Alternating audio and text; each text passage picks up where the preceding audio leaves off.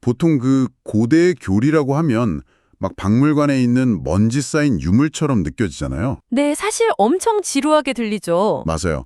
당장 내일 아침에 그 10,000원 지하철 타고 출근해야 하는 우리 현실이랑은 전혀 상관없는 이야기 같단 말이죠. 그렇죠. 그냥 옛날 이야기처럼 들리니까요. 네, 근데 오늘 다룰 내용이 이 고정관념을 완전히 깨버립니다.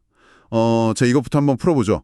오늘은 그 뉴저지 찬양교회 노승원 목사님의 고린도전서 15장 부활장 설교 자료를 아주 깊이 있게 파헤쳐 볼 건데요. 네, 이번 탐구의 핵심 인물은요. 그 2000년 전의 부활이라는 교리가 어떻게 매일매일 그 지루한 일상이나 과거의 후회 그리고 미래의 불안을 직접적으로 해결하는가 바로 이겁니다. 그래서 약간 이런 질문을 먼저 던져보고 싶어요.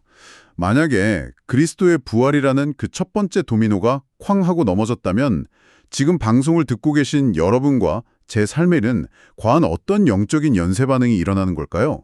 그 연쇄 반응을 제대로 이해하려면요. 먼저 인류 전체를 묶어서 보는 아주 독특한 신학적 렌즈를 하나 껴야 합니다. 신학적 렌즈요? 네, 자요에서는 이걸 내포적 대표라는 개념으로 부르는데요.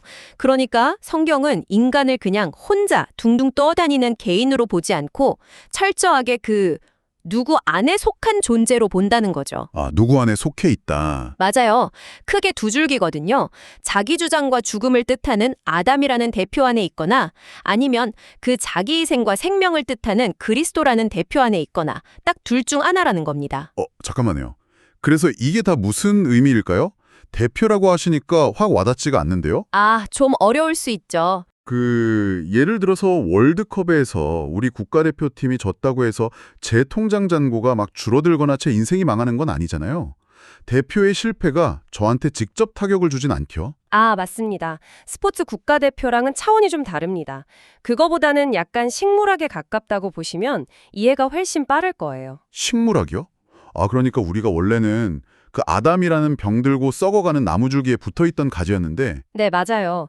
거기서 뚝 잘려 나와서 그리스도라는 완벽히 새로운 생명나무에 접붙임 당한 그런 완벽한 운명 공동체라는 겁니다. 접붙임 당했다. 오염된 뿌리에서 자란 가지는 어차피 죽음이라는 증상을 겪으면서 시들어갈 수밖에 없잖아요. 그렇죠. 그런데 그 세 줄기에 딱 접붙여지면서 생명의 근원이랑 운명 자체가 아예 통째로 바뀌어버린 거죠.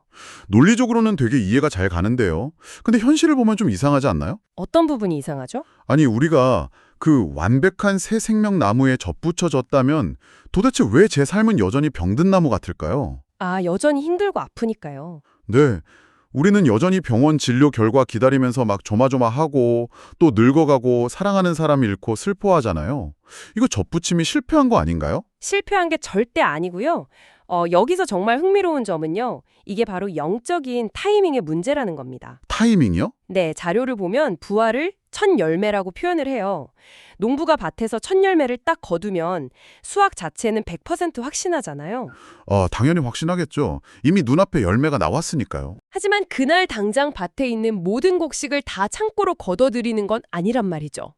최종 수확까지는 반드시 그 시간의 간격이 존재합니다. 농부가 확신을 갖는 것처럼 우리의 현재 불안도 확신으로 바뀔 수 있는 거죠. 그러니까 구원이 이미 시작된 그 이미와 아직 완전한 변화가 오지 않은 아직 사이의 틈에 우리가 살고 있다는 말이군요. 정확합니다. 우리는 딱 그 틈에 서 있기 때문에 질병이나 상실 같은 그런 낡은 세상의 증상들을 여전히 겪고 있는 겁니다. 맨 마지막으로 완전히 멸망받을 원수가 바로 죽음이니까요. 이 부분이 정말 흥미진진한데요. 그렇다면 이 시간의 간격 동안 우리는 어차피 아플 거니까 그냥 질병이나 상처 같은 죽음의 증상들을 수동적으로 막 웅크리고 견뎌내기만 해야 하는 걸까요? 아닙니다. 절대 수동적인 기다림이 아니에요. 부활은 오히려 우리가 땅을 딛고 살아가는 이 지극히 평범한 현실을 가장 적극적으로 바꿔놓습니다. 적극적으로요? 어떻게 그게 가능하죠? 이것을 더 큰 그림과 연결해 보면요. 생명의 근원과 결말이 완전히 바뀌었다는 걸 아는 순간 우리 삶의 심리적이고 영적인 지형 자체가 완전히 뒤집히거든요. 교리는 그냥 머리 아픈 정리가 아니라 실제 삶을 버텨내게 하는 거예요. 영적인 지형이 뒤집힌다? 네, 예를 들어 과거에 큰 상처나 후회가 있다고 해보죠.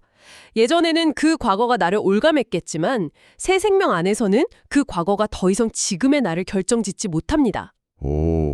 그럼 죽음이라는 캄캄한 미래도 더 이상 나를 위협하지 못하게 되는 그런 메커니즘이네요. 맞아요. 미래의 위협이 힘을 잃는 거죠. 약간 내가 끝내 승리할 걸 이미 다 아는 상태에서 뛰는 경기 같은 거네요. 그러니까 우리가 막 뼈 빠지게 일해서 청구서 내고 병원 예약하고 그 껄끄러운 직장 동료 상대해야 하는 그런 팍팍한 땅의 현실 속에서도요. 네, 그런 일상 속에서도 부활하신 주님이 다스리는 하늘이 이미 내려앉아 작동하고 있다는 겁니다. 여러분이 가정에서 사랑하려고 애쓰는 거, 일터에서 묵묵히 인내하는 거, 그 모든 수고가 절대 헛되지 않다는 걸 짚어주는 거죠. 와, 과거와 미래가 교차하고 하늘과 땅이 만나는 지점이 바로 우리의 일상이라는 말이네요. 청취자 여러분, 오늘 하루 여러분은 스스로의 얄팍한 능력이나 두려움에 기대어 사셨나요?